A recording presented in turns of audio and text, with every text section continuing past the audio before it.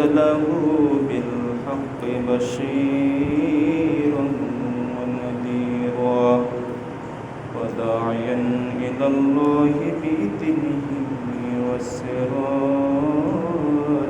منيرا.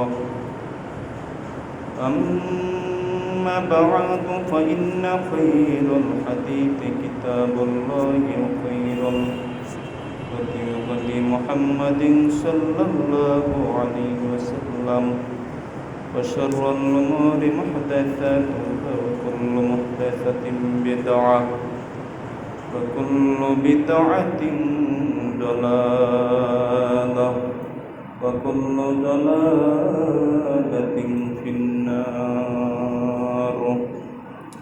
أعوذ بالله من الشيطان الرجيم.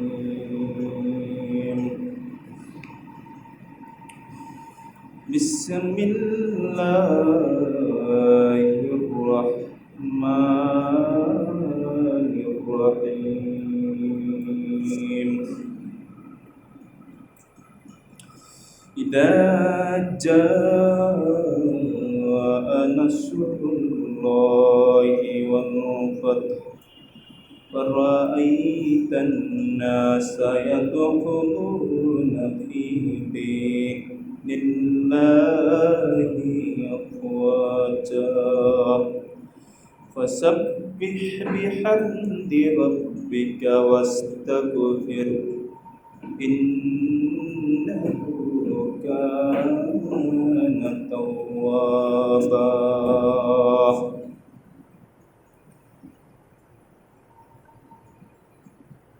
وقال الله تعالى في سورة الفيل بسم الله الرحمن الرحيم. ألم تر كيف فعل ربك بأصحاب الفيل ألم يجعل كيدهم في تضليل وأرسل عليهم طيرا أبابيل ترميهم بحجارة من سجيل فجعلهم كعصف مأكول.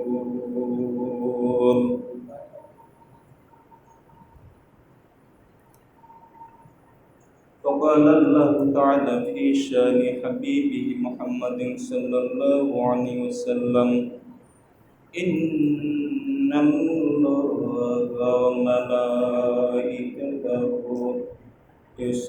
يصلون على النبي يا أيها الذين آمنوا صلوا عليه وسلموا تسليما. اللهم صل على محمد وعلى آل محمد كما صليت على إبراهيم وعلى آل إبراهيم إنك حميد مجيد. اللهم بارك على محمد وعلى آل محمد كما باركت على إبراهيم وعلى آل إبراهيم إنك حميد مجيد. আলহামদুলিল্লাহ, সমস্ত গুণগান প্রশংসা সেই মহান আল্লাহ তাআলার জন্য, যিনি আমাদেরকে দুনিয়ার সমস্ত কাজগুলো বর্জন করে ইখলাসের সহিত ইত্তিকার সহিত উপস্থিত হওয়ার সুযোগ দিয়েছেন। এই জন্য আল্লাহর দরবারে শুকরিয়া জ্ঞাপন করছি, সকলে পড়ছি আলহামদুলিল্লাহ। এবং রাসূলের উপর দুরূদ সবাই পড়ি সাল্লাল্লাহু আলাইহি ওয়াসাল্লাম। সম্মানিত মুসলিম কিরাম, আজকের সংক্ষিপ্ত খুতবার বিষয় আল্লাহর সাহায্য এবং বিজয়। যে বিজয় এবং সাহায্য একমাত্র আল্লাহর পক্ষ থেকে আসবে, অন্য কারো পক্ষ থেকে আসবে না। যতই যে দাবি করুক না কেন, জামার কারণে, আমাদের শক্তির কারণে, আমাদের ক্ষমতার কারণে, বীর পুরুষের কারণে, বীর বাহাদুর হওয়ার কারণে এই বিজয় আসবে বা আসছে বা এসেছে, তাদের দাবি হলো মিথ্যা ভিত্তিহীন। যতক্ষণ আল্লাহ বিজয় না দিবেন ততক্ষণ কোনো বিজয় নয়। এবং সে বিজয় আসলে নিজেদের ব্যক্তিগত বিজয় বলে দাবি করাও অনর্থক, কারণ এটা হচ্ছে আল্লাহর বিজয়। 8ম হিজরি যখন মক্কা বিজয় হলো, 10ম হিজরি হলো বিদায় হজ। এই মক্কা বিজয়ের বছর আল্লাহ রাসূল কখনোই দাবি করেননি যে আমার কারণে, আমার শক্তির কারণে, আমার সাহাবীদের সংখ্যা বেশি হওয়ার কারণে, আমার সাহাবীদের শক্তি বেশি হওয়ার কারণে আজকে মক্কা বিজয় হলো। এটা রাসূল সাল্লাল্লাহু আলাইহি সাল্লাম কখনোই বলেননি, বরং তিনি বলেছেন এটা আল্লাহর কারণে বিজয় হলো, অর্থাৎ আল্লাহ বিজয় দিলেন বিধায় বিজয় হলো, যদি বিজয় না দিতেন হতো না। এটাই বলেছেন, শুকরানা আদায় করেছেন। এরপরে 360টা কাবা ঘরের মূর্তি ভেঙে ফেললেন। সূরা বনী ইসরাঈলের ওই আয়াত তেলাওয়াতের সাথে সাথে তিনি ভাঙতে শুরু করলেন, ওয়াকুল জাআল হাক্কু ওয়া যাহাকাল বাতিল ইন্নাল বাতিলা কানা যাহুকা। এখন আর মিথ্যা নাই, মিথ্যা দূর হয়ে গেছে, সত্য চলে এসেছে, সত্যের বিজয় হয়েছে। নিশ্চয় মিথ্যা তো বাতিল হওয়ারই কথা ছিল, তাই বাতিল হয়ে গেছে। এই আয়াত করছেন আর মূর্তিগুলো লাঠি দিয়ে ভাঙছেন। কার সাধ্য আছে মূর্তিগুলো ভাঙাতে বাধা দেওয়া? সেই দৃশ্য মনে পড়ল যখন ছাত্ররা অনুরূপ মূর্তি ভাঙতে শুরু করলো। আল্লাহ রাসূল সাল্লাল্লাহু আলাইহি সাল্লাম যে কায়দায় মূর্তি ভাঙলেন, তারাও একই কায়দায় মূর্তি ভাঙলেন। কিন্তু শুধু একতরফাভাবে একরকম মূর্তি ভাঙলে চলবে, সব রকম মূর্তি ভাঙতে হবে। ঘরের মূর্তি ভাঙতে হবে, ছবি ভাঙতে হবে, প্রয়োজনীয় ছাড়া অপ্রয়োজনীয়গুলোকে বর্জন করতে হবে। প্রয়োজনীয় যেমন ভোটার আইডি কার্ডের ছবি, পাসপোর্ট সাইজের ছবি, বিদেশ যেতে হবে, এখন বাধ্য আপনি ছবি দিতে। তারপরে চাকরি বাকরির ক্ষেত্রে ছবি লাগবে, যে কোনো কৃষিকাজে বলেন, সব ক্ষেত্রে ছবি লাগবে। এই যে প্রয়োজনীয় যেগুলো, এগুলো রেখে বাদবাকিগুলো কি করতে হবে? ভেঙে ফেলতে হবে, ছিঁড়ে ফেলতে হবে। যেগুলো শখ করে আপনি ঘরে রেখেছেন, এগুলো রাখা যাবে না, এগুলো সব ছিঁড়ে ফেলতে হবে। আজকের খুতবা হলো আল্লাহর বিজয়ের লক্ষণ হচ্ছে এগুলো ছিঁড়ে ফেলা। ঘরে যত ছবি মূর্তি আছে এগুলো ছিঁড়ে ফেলতে হবে, এগুলো ঘরে রাখা যাবে না। প্রয়োজনীয়গুলো রাখলেও সেটা কি গোপনীয়ভাবে রাখতে হবে, যাতে চোখে না পড়ে, সামনে যাতে না দৃষ্টিগোচর হয়। সেটা সুকেশের ভিতরে হোক, আলমারির ভিতরে হোক, আপনি রাখবেন, কিন্তু দৃষ্টিগোচর করে রাখবেন না। টাঙিয়ে ছবি রাখবেন না। আর যেগুলো টাঙিয়ে রাখা হয় সেগুলো তো প্রয়োজনীয় ছবি না, অপ্রয়োজনীয় ছবি। বাবা মা মারা গেছে 40 বছর আগে, আপনি এখনও ছবি স্মৃতি হিসেবে টাঙিয়ে রেখেছেন, এটা আপনার ঈমান দাবি করে না।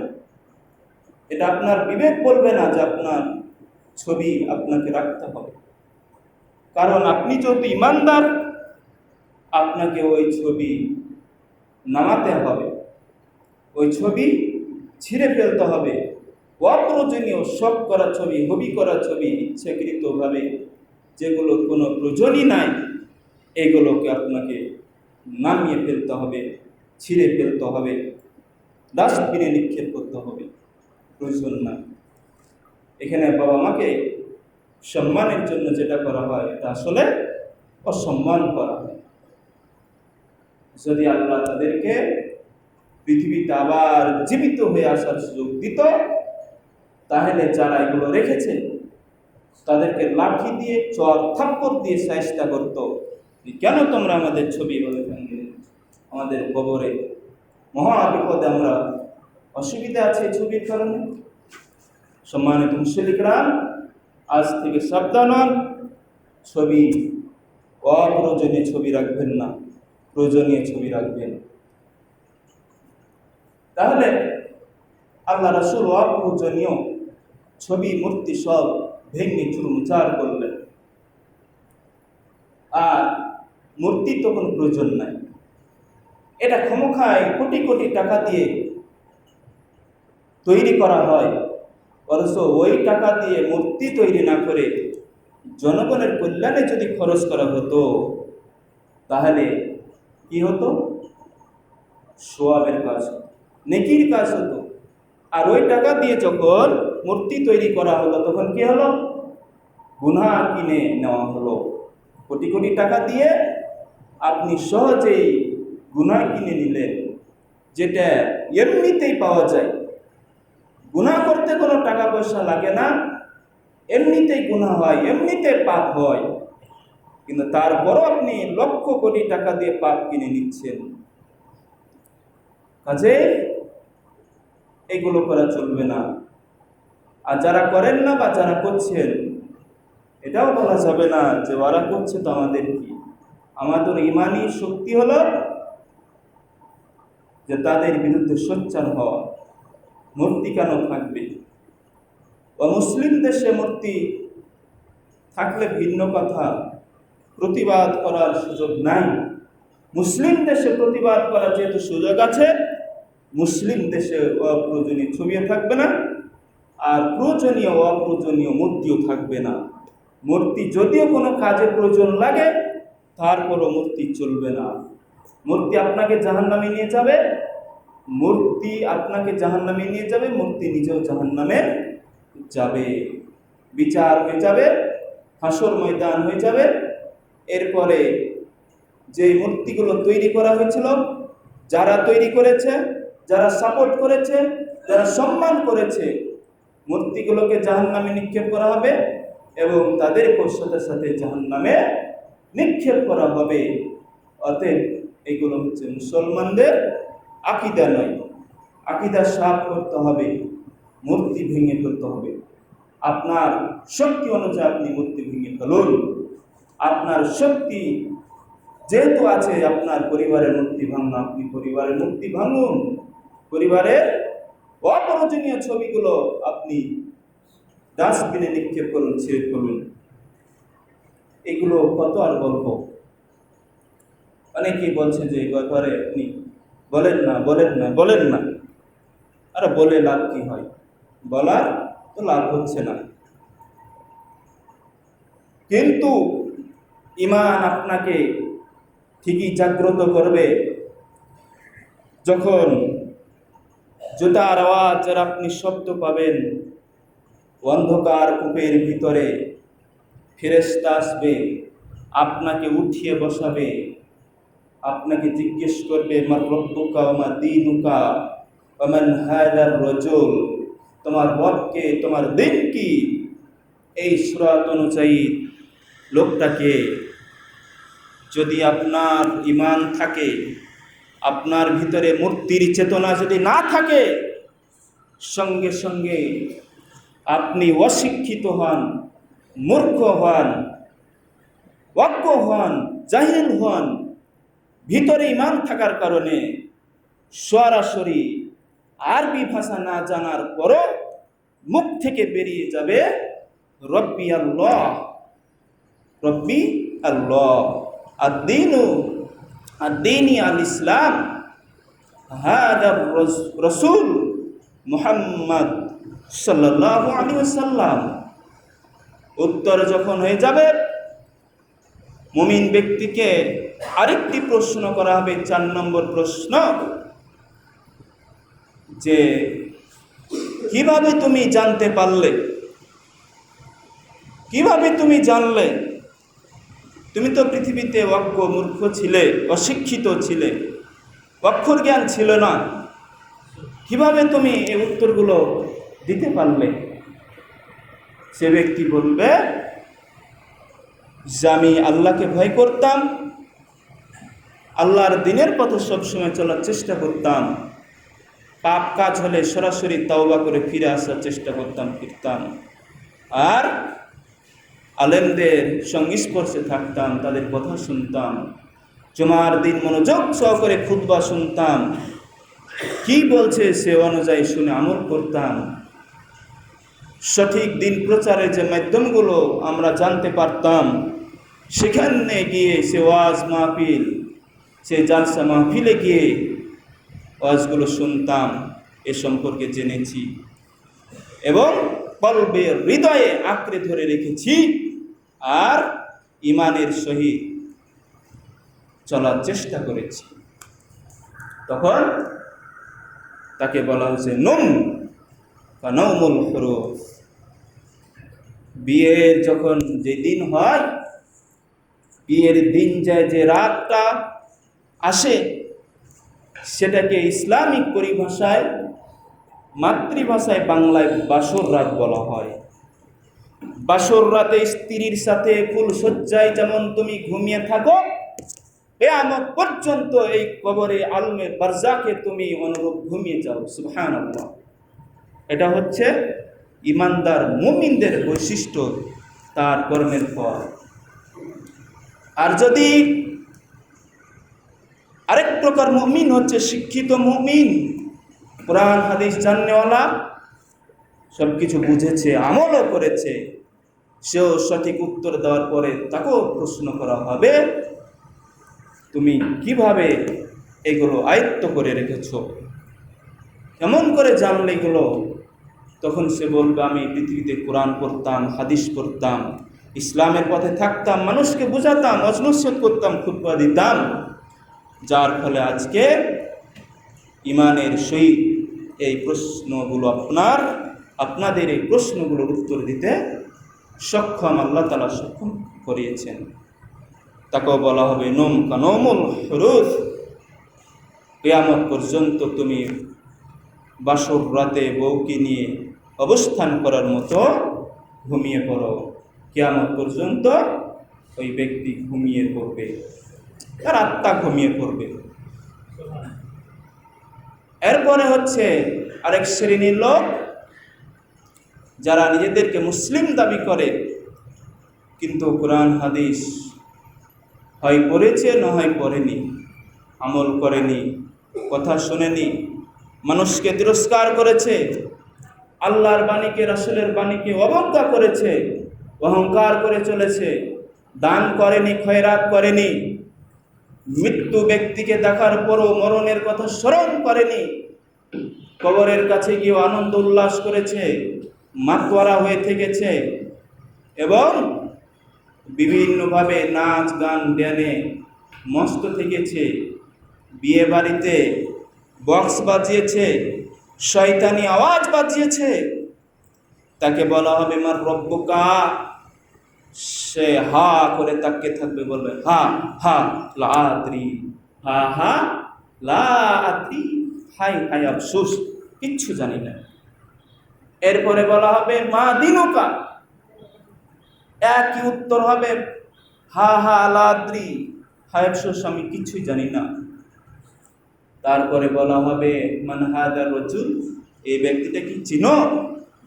বলবে যে হা হা লা আদ্রি, আমি কিছুই জানি না। সঙ্গে সঙ্গে তাদেরকে আওয়াজ আসবে, কিয়ামত পর্যন্ত কবরে তাদেরকে শাস্তি দিতে থাকো। হাতুড়ু দিয়ে এমনভাবে কানার বহিরাতে পিটাতে থাকবে, কোথায় লাগলো না তাদের দেখার বিষয় না। সে তাকে কিয়ামত পর্যন্ত এইভাবে শাস্তি দিতেই থাকবে। বিচারের পরে জাহান্নামে তো সে স্থায়ীভাবে নিক্ষেপ হবে, তার আগেও তাকে বিচারের আগ পর্যন্ত কবরে তাকে শাস্তি দেওয়া হবে। এখন আসি, মৃত্যু ব্যক্তি যখন জুতার আওয়াজ পায়, এ কথা সত্য, মৃত ব্যক্তি কি পায়? জুতার আওয়াজ পায়, স্যান্ডেলের আওয়াজ পায়। কখন? যখন লাশটি কবরে রেখে দেওয়া হয়। রেখে দেওয়ার পরে মাটি দিয়ে কাজ শেষ করে মানুষ চলে যায়। কিছুক্ষণ চলে যাচ্ছে, কয়েক কদম চলে যাচ্ছে, এরপর সে আওয়াজ পাচ্ছে, সে হাঁটছে, তারা এমন সময় মৃত্যু ব্যক্তি আওয়াজ পাবে। তখন সে বুঝতে পারবে যে আমাকে মাটি দিয়ে তারা চলে গেল। একথা সত্য, সেই হাদিস দ্বারা প্রমাণিত, অতএব সত্য। লাশকে উঠিয়ে বসানো হবে, এটাও সত্য, অর্থাৎ তাকে উঠিয়ে বসানো হবে, এটা সত্য। কিন্তু ওই লাশের সমগ্র শরীর, হাত, পা, কান, চোখ, মাথা, মাংস, পুরোটাই তাকে উঠিয়ে বসানো হবে না। অর্থাৎ লাশ শুয়েই থাকবে, লাশ সম্পূর্ণ শুয়েই থাকবে। তাহলে উঠিয়ে বসাবে কিভাবে? আসলে আত্মা তো তখনও সেট করা হয় নাই। আত্মা আসবে। আত্মা কোথায় আছে? হয় ইল্লিনে আত্মা আছে, না হলে সিজ্জিনে আছে।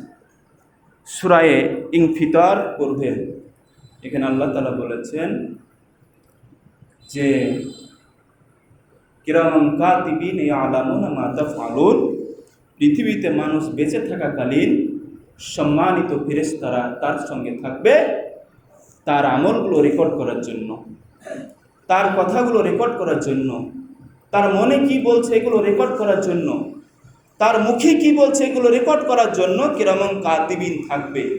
একজন থাকবেন না, দুইজনও থাকবেন না, কিরামান কাতিবিন, অসংখ্য অসংখ্য ফেরেশতা আপনার সাথে থাকবে, অনেক ফেরেশতা থাকবে।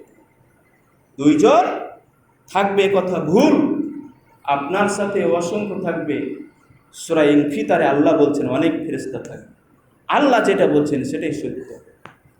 আপনি সূরা ইনফিতার পড়েন, মানে পড়েন, নিজে না পারলে ছেলেদেরকে পড়ান, পোতা নাতিকে দিয়ে পড়ান, বুঝতে পারেন সত্য কোনটা, মিথ্যা কোনটা। এতদিন তো শুনেছি যে ডান কাঁধে একজন ফেরেশতা থাকে, বাম কাঁধে একজন ফেরেশতা থাকে। আজ তো নতুনভাবে শুনলাম যে একজন, দুইজন না, অনেক ফেরেশতা থাকে। এর আগেও একদিন বলা হয়েছে যে ফেরেশতা অনেক থাকে। আপনার আমল লিপিবদ্ধ করার জন্য অনেক ফেরেশতা থাকবে। এটা আল্লাহ তাআলা কয়জন থাকবে এটা আল্লাহ বলেননি, থাকবে অনেক, কিন্তু সংখ্যা নির্দিষ্ট বলেন নাই। তারপরে বলা হয়েছে আমা আদ্রাকা, তুমি কি জানো? এখানে তুমি কি জানো বলে আল্লাহ তাআলা তার রাসূলকে প্রশ্ন করছেন, এই জন্য যে কথাটা গুরুত্ব বাড়াচ্ছেন। যেমন লাইলাতুল কদরের ক্ষেত্রেও আল্লাহ বলেছেন আমা আদ্রাকা মা লাইলাতুল কদর, তুমি কি জানো লাইলাতুল কদর কি? আচ্ছা, আল্লাহ রাসূল তো জানেন না, অথচ আল্লাহ কেন প্রশ্ন করছেন তুমি কি জানো লাইলাতুল কদর কি? তার মানে বোঝা যাচ্ছে যে রাসূল হয়তো হয় জানে, না হলে জানে না, দুটার মধ্যে একটা। আল্লাহ রাসূল তো জানেন না, প্রশ্ন করার কারণটা কি? আল্লাহ তো নিজেই জানছেন যে আল্লাহ রাসূল অর্থাৎ আমার রাসূল তো জানেন না লাইলাতুল কদর কি। তাহলে আমি কেন তাকে প্রশ্ন করছি? এর পিছনে কৌশল আছে, হিকমত আছে, রহস্য আছে। রহস্য কি? রহস্যটা হলো এটাই যে এটার গুরুত্ব, এটার মর্যাদা, এটার তাৎপর্য, এটার মহত্ব, এটার বরত্ব কত যে দামি, এটা বোঝার জন্য আল্লাহ তার রাসূলকে প্রশ্ন করছে। সূরা নাবায় আল্লাহ বলছেন যে আম্মা ইয়াতাসালুন, হে রাসূল, ওই যে মক্কার চারপাশে, কাবার চারপাশে, মসজিদে হারামের চারপাশে, দারুন নাদওয়ার বৈঠকে, বিভিন্ন জায়গায় গুচ্ছ গুচ্ছ লোকগুলো কি নিয়ে আলোচনা করে, কি বিষয় আলোচনা করে? আল্লাহ তার রাসূলকে প্রশ্ন করছেন, অথচ রাসূল তো জানেন না। তারা গোপনে যে দারওয়ান নাদওয়ার বৈঠক ছিল একটা, সে বৈঠকটা হলো যে আল্লাহ রাসূলকে তারা হত্যা করবে, এটা সিদ্ধান্ত পৌঁছে গেছে। ঠিক যেই দিন তিনি মক্কা থেকে মদিনায় চলে আসবেন তার আগের 2-1 দিন আগে এই বৈঠকটা তারা করেছে। এই সিদ্ধান্ত তারা নিচ্ছে যে হয় রাসূলকে হত্যা করব, না হয় তাকে শুলে চড়ে হত্যা করব, আর না হয় তাকে কি করব, নির্বাসন দিব বা দেশ থেকে বিতাড়িত করব। সিদ্ধান্ত নিল। কিন্তু হত্যার জন্য যখন তার বাড়ি আসলো, আলী রাদিয়াল্লাহু তাআলা আনহুকে আল্লাহ রাসূল বিছানায় রেখে গেলেন। আল্লাহ রাসূলকে তিনি বলছেন, আপনি যদি বেঁচে থাকেন, আল্লাহ যদি আপনাকে বাঁচিয়ে রাখেন, তাহলে এটি ইসলামের জন্য অনেক বড় অবদান হবে। আর আমি আলী যদি বেঁচে না থাকি, তাহলে ইসলামের তেমন কোনো ক্ষতি হবে না। অতএব কাফেররা যদি আমাকে হত্যা করে করুক, কিন্তু আমি আলীর জীবনের বিনিময়ে আপনি মুহাম্মদ সাল্লাল্লাহু আলাইহি সাল্লাম আল্লাহর দয়ায় বেঁচে থাকবেন, এটাই বড় কিছু। অতএব আপনি এখনই রাস্তা ছাড়ুন, আপনি হিজরত করুন, মদিনায় চলে যান। এইদিকে মদিনার লোকেরা প্রস্তুতি নিচ্ছেন তাকে বরণ করে নেওয়ার জন্য, তাকে গ্রহণ করার জন্য। গোপনে গোপনে আল্লাহ রাসূল সাল্লাল্লাহু আলাইহি সাল্লাম ঘর থেকে বের হয়ে চলে গেলেন আবু বকরের কাছে। আবু বকর রাদিয়াল্লাহু তাআলা আনহুকে আগেই ইশারা দেওয়া ছিল যে আপনি রেডি থাকবেন, আমি একসাথে কি হিজরত করব। গভীর রাতে চলে গেছে, একটা মাত্র ডাক, আসসালামু আলাইকুম আবু বকর। সঙ্গে সঙ্গে লাব্বাইক ওয়া সা'দাইক ইয়া রাসূলুল্লাহ সাল্লাল্লাহু আলাইহি ওয়াসাল্লাম, আমি আপনার খেদমতে হাজির। আল্লাহ রাসূল বলছেন, আবু বকর তুমি কি ঘুমিয়েছিলে না? তখন আবু বকর বললেন, কেমনে ঘুমিয়ে থাকি বলুন? আল্লাহর হাবিব আমাকে ডাকবে আর আমি ঘুমিয়ে থাকব, তিনি কি মনে কষ্ট পাবেন না? এই চিন্তা, এই চেতনা আমি সারা রাত জাগ্রত হয়ে দরজার পাশে দাঁড়িয়ে আছি, আপনার ডাক শুনেই যাতে আমি বের হয়ে যেতে পারি। আর আজকে আপনার কোনো মুরব্বী, আপনার কোনো উস্তাদ, শিক্ষক, মুআল্লিম, ইমাম আপনাকে একবার না 1000বার ডাকলেও শোনার পরও না শোনার ভান করে থাকে। রাসূল সাল্লাল্লাহু আলাইহি সাল্লাম মাত্র একবার ডেকেই আবু বকর সাথে সাথে বের হয়ে গেলেন হিজরতের পথে। তিনি একটু কৌশল অবলম্বন করলেন, যদি আমি সোজা পথে মদিনায় যাই তাহলে কি হবে, কাফেররা হয়তো খুঁজে পাবে। এই জন্য একটু ব্যাক সাইড নিয়ে ডান দিক দিয়ে, পূর্ব দিক দিয়ে ঘুরিয়ে ফিরিয়ে তারপরে সাওর পর্বত হয়ে মদিনার দিকে রওনা দিলেন। তো যা হোক, বলছিলাম যে তারা এই বৈঠকগুলো যখন করত, তো আপনি কি জানেন কি বিষয় তারা আলোচনা করেন? আপনি তো জানেন না, এটা গুরুত্ব বোঝার জন্য আল্লাহ নিজে উত্তর দিচ্ছেন। আনিন নাবাইল আযীম, তারা মহাসংবাদ নিয়ে আলোচনা করে। মহাসংবাদটা হচ্ছে কি? প্রলয়ঙ্কর মহাপ্রলয়, সেই কিয়ামত। এই কিয়ামত সম্পর্কে তারা আলোচনা করছে। কিয়ামত কখন হবে? কিয়ামত কি আদৌ হবে না কিয়ামত হবে না, মনে সন্দেহ রয়েছে তাদের। তারা এর কি ঠাট্টাও করছে। এটা কথা হলো, কিয়ামত হবে, পৃথিবী সব ধ্বংস হবে, আসমান জমিন কি ধ্বংস হবে, সূর্য কি ধ্বংস হবে, গাছপালা কি ধ্বংস হবে? না, বিশ্বাস হয় না। এই নিয়ে তারা আলোচনা করছে।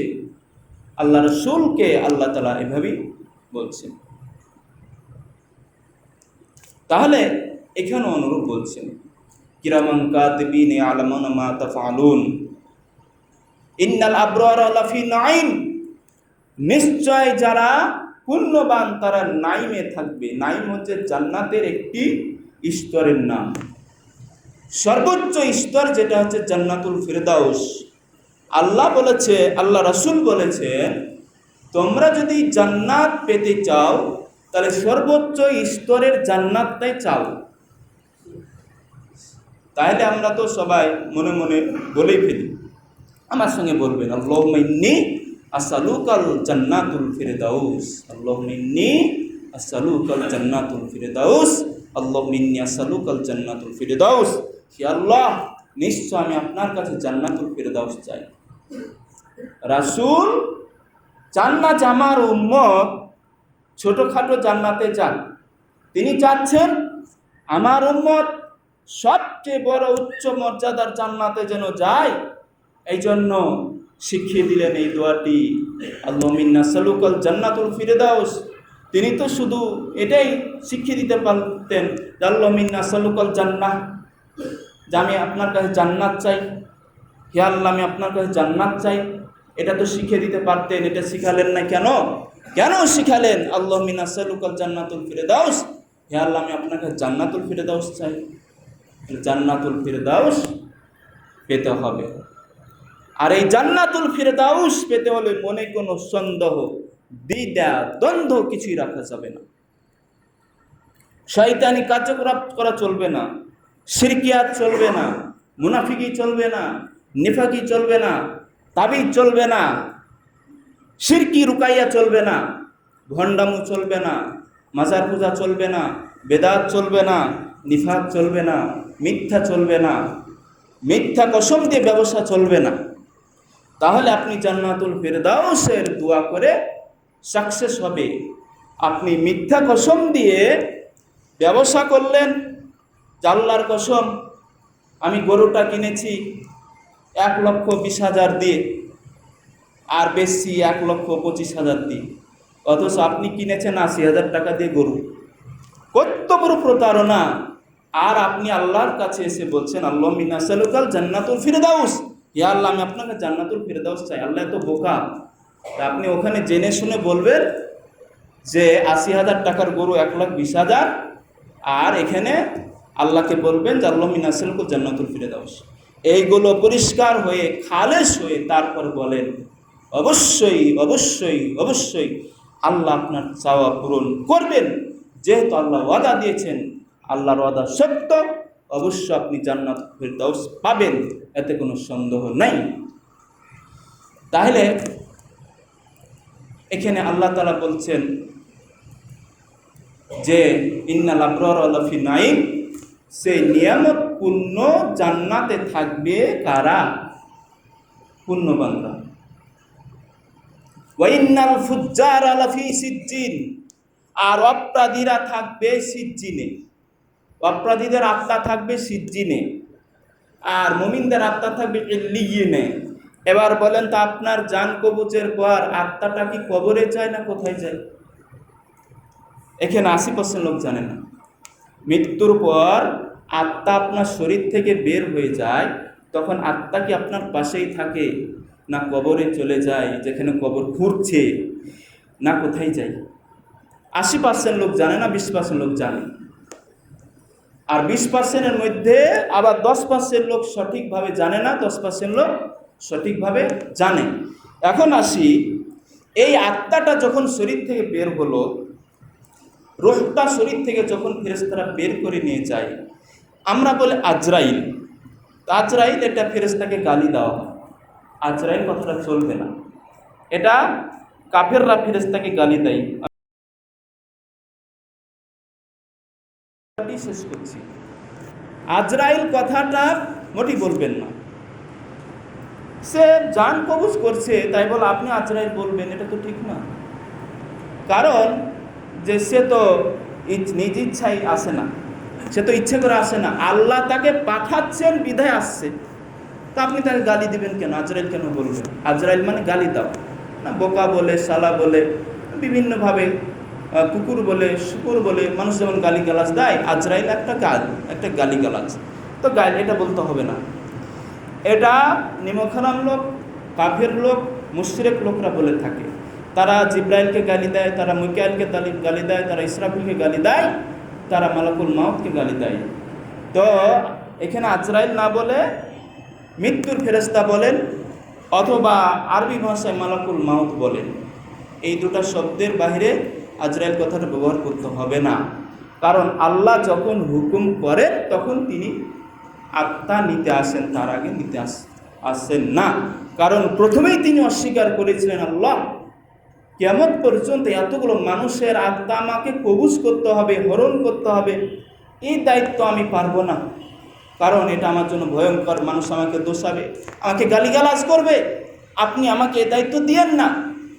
তা আল্লাহ বলছেন, দেখো তোমার কাজ তুমি করো, কিভাবে, এতে কি পদ্ধতিতে তার মৃত্যু আমি তোমার মাধ্যমে নিব সেটা আমার জানা আছে। এই জন্য দেখেন না, কেউ সাপে কেটে মারা যায়, কেউ আগুনে পুড়ে মারা যায়, কেউ অ্যাক্সিডেন্টে মারা যায়। তো বলছে লোকটা অ্যাক্সিডেন্ট হয়ে মরলো, লোকটা সাপে কেটে মরলো, পানিতে ডুবে মরলো, আগুনে পুড়ে মরলো, ভূমিকম্পে মারা গেল, ঘর চাপা পড়ে মারা গেল, অসুখ হয়ে মারা গেল, বিভিন্ন অসুখের তো নাম আছে, অমুক অসুখে মারা গেল। দেখেন, আবার হঠাৎ যারা মারা যায়, হঠাৎ মারা গেল, মালাকুল মাউতকে কেউ দোষাই না। আল্লাহ বলছেন এইভাবে তুমি আত্মা কবুজ করবে, সমস্যা নেই। এবার আত্মাটাকে নিয়ে যাওয়া হয় কোথায়, সেটা আমি পরবর্তী খুতবায় বলছি। আল্লাহ তাআলা আমাদের সবাইকে আজকের এই প্রথম খুতবায় শুনে সঠিক আমল করার তৌফিক দান করুন, আমিন। ইন্নাল হামদুলিল্লাহ ওয়াসসালাতু ওয়াসসালামু আলা মান লা নাবিয়্যা বা'দা। আউযু বিল্লাহি মিনাশ শাইতানির রাজীম। বিসমিল্লাহির রহমানির রহিম। ইযা জাআ নাসরুল্লাহি ওয়াল ফাতহ। আল্লাহ তাআলা বলেন সূরা নাসর, প্রায় 90% লোকেরই ভুল হোক আর সঠিক হোক সূরাটা মুখস্থ আছেই। আমরা 5 ওয়াক্ততে প্রায় পড়ে থাকি, ছোট সূরা তো মানে ভোগ করে এটা সূরা পড়ে আমরা নামাজ শেষ করে দিই। তো এখানে আল্লাহ বলছেন, কিন্তু এই সূরার ভিতরে কি যে বলা হলো এটা তো বুঝি না। এখানে আল্লাহ বললেন যখন আল্লাহর সাহায্য আসবে, বিজয় আসবে, তখন কি করতে হবে, ওয়ারাআইতান নাসা, তখন আপনি দেখবেন, ইয়াদখুলুনা, তারা প্রবেশ করছে, ফি দীনিল্লাহি, আল্লাহর দ্বীনের মধ্যে, আফওয়াজা, ফাউজ, দলে দলে। আচ্ছা, একটা কথা মনে করেন তো, মুক্তিযুদ্ধের সময় একটা শব্দ ব্যবহার হতো, সেই শব্দটা কি? সেটা হচ্ছে মুক্তি ফৌজ। এখন কি মুক্তি ফৌজ ব্যবহার করা হয়? হয় না। কি বলা হয়? মুক্তিযোদ্ধা, মানে বাংলা। এই ফৌজ শব্দটা আসলো আফওয়াজা থেকে, সুবহানাল্লাহ। এই ফৌজ শব্দটা কেন বাদ দেওয়া হলো? এটা ইহুদিদের, খ্রিস্টানদের চক্রান্ত। ফৌজ হচ্ছে কোরআনের ভাষা, আল্লাহর ভাষা।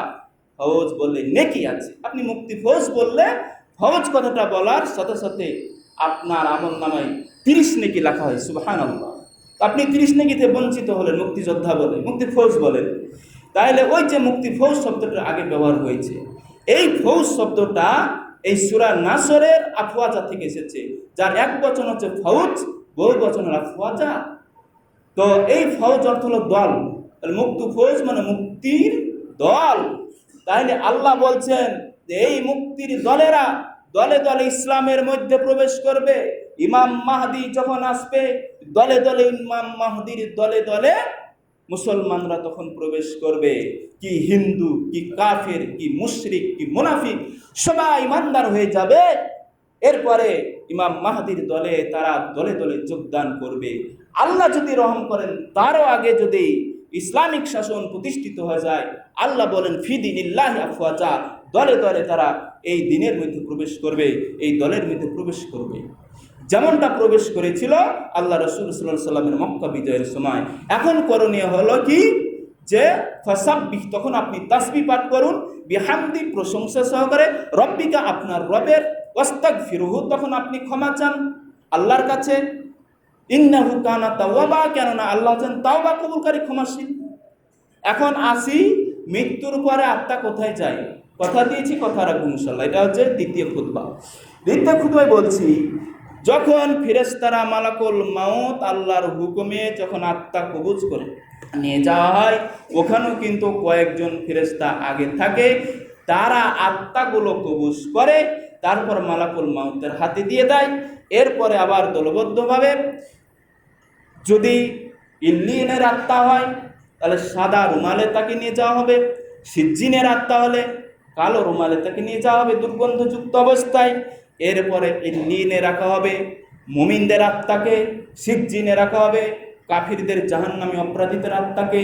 সেটা হলো আলমে আরওয়াহ, রুহের জগতে, অর্থাৎ সেই উপরে অবস্থান করে, আসমানের উপরে থাকবে। আর সিজ্জিন থাকবে আসমানের নিচে, যেটাকে সঙ্গে সঙ্গে সে আত্মাটাকে নিক্ষেপ করা হবে, ফেরেশতারা আসমানের দরজা খুলবে না। তাহলে আসমানের উপরে ইল্লিনে মুমিনদের আত্মা রাখা হবে, আসমানের নিচে সিজ্জিনে অপরাধীদের আত্মা রাখা হবে। অতএব এই কথাগুলো আমরা মনে রাখবো। এই কারণে যে অনেকের সমাজে বিভিন্ন ধারণা থাকে, কুধারণা হয় যে মৃত্যুর পর আত্মা কোথায় যায়। সম্মানিত মুসলিকরাম, এরপরে যখন মুনকার নাকির প্রশ্ন করবে, তখন আবার দুই আত্মাকেই ফিরিয়ে দেওয়া হবে সেই কবরে। তারপরে প্রশ্ন শেষ হবে, অনুষ্ঠান শেষ হয়ে যাবে, আবার আত্মাকে ইল্লিনে সিজ্জিনে নিয়ে যাওয়া হবে। তাহলে আপনি কেমন করে বলবেন যে মৃত্যুরা শুনতে পায়? কোশ্চিনকালও মৃত্যুরা শুনতে পায় না, পাবেও না, কোশ্চিনকালও পাবে না। তাহলে জুতার আওয়াজ শুনলো কেন? এটা সত্য অবশ্যই, জুতার আওয়াজ শুধু ওই সময় শুনতে পাবে, এছাড়া অন্য কোনো সময় আর শুনতে পাবে না। তাহলে সালাম দিলে কি হয়? আসসালামু আলাইকুম ইয়া আহলাদ দিয়ারি মিনাল মুমিনিন ওয়াল মুসলিমিন ওয়া ইন্না ইনশাআল্লাহু বিকুম লালাহিকুন। হে আত্মা, তোমাদের উপর শান্তি বর্ষিত হোক, এবং মুমিনদের যত মুমিন নর নারী আছে তাদের আত্মার প্রতি শান্তি বর্ষিত হোক। নিশ্চয় তোমরা বিদায় হয়ে গেছো, আমরা অচিরে তোমাদের সাথে মিলিত হব। এই দোয়া কবরের কাছে যখন যাবেন, তখন আপনাকে বলতে হবে, বলতে বাধ্য। আত্মাকে শুনতে পায়, কখনো শুনতে পায়? হ্যাঁ, অবশ্যই। তখন আল্লাহ তাআলা আবার আত্মাকে ফিরে দেওয়া হবে, আল্লাহ তাআলা তখন আবার সেটাই হবে, সে শুনতে পাবে, আবার ওখান থেকে আত্মা নিয়ে যাওয়া হবে। আল্লাহ রাসূল সাল্লাল্লাহু আলাইহি সাল্লামের কবরের কাছে যেমন তাকে বলা হয় আসসালামু আলাইকুম, তারপরে সালাম দেওয়ার পরে ওখানে আল্লাহ রাসূল সাল্লাল্লাহু আলাইহি সাল্লামও সেই সালামের উত্তর দেন, কারণ ওই সময় রাসূল সাল্লাল্লাহু আলাইহি সাল্লামের আত্মাকে ফিরিয়ে দেওয়া হবে, বাদ বাকি সময় আত্মাকে আবার নিয়ে যাওয়া হবে। সম্মানিত মুসল্লি কেরাম, তাহলে আমরা আজকের সংক্ষিপ্ত খুতবায় শুনলাম আল্লাহর সাহায্য এবং বিজয় কিভাবে আসবে মৃত্যুর পরে, এবং আগের অবস্থা আমাদের সংক্ষিপ্তভাবে কি করণীয় এবং বর্জনীয়, এবং কিভাবে আমাদের কীরকম পরিণতি, আমরা সংক্ষিপ্ত আজকের খুতবায় শুনে এই আমলগুলো যেন করার তৌফিক আল্লাহ তাআলা দান করেন, এবং আমরা যেন মৃত্যুর আগ পর্যন্ত ঈমানের সহিত সুন্দরভাবে জীবন